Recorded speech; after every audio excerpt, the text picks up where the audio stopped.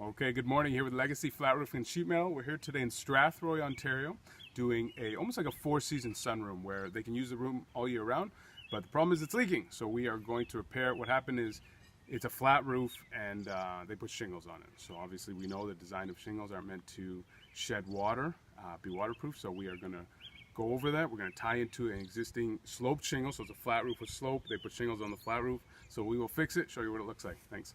Okay, welcome back. So we've come up on the roof. We've started putting the asphaltic board down. So as you can see, this is the flat roof area. Shingles were installed. That's obviously not proper design for a flat roof. It's not designed to shed water properly.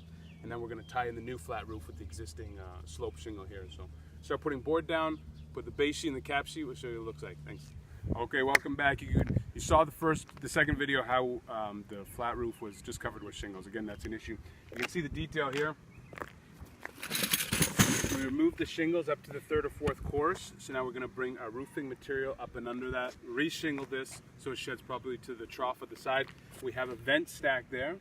That is typically a washroom. It vents out the just the odors of the washroom and stuff. So that's what that is for.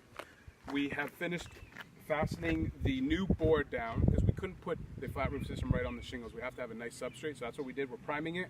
We're going to put the base sheet and cap sheet, and that is pretty standard. We're going to have a drip flashing around the outside, just a nice architectural feature when you're in the backyard. Just looks nice and clean. So show you what it looks like when we put some base on. Thanks.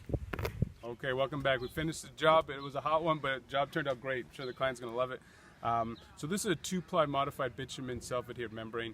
And the benefit of that as a homeowner where almost all the structure is wood and sometimes older wood and dry is you're not getting flame torching on the roof. So safer. I'm sure your insurance is going to love it more. So there you go. Take a look.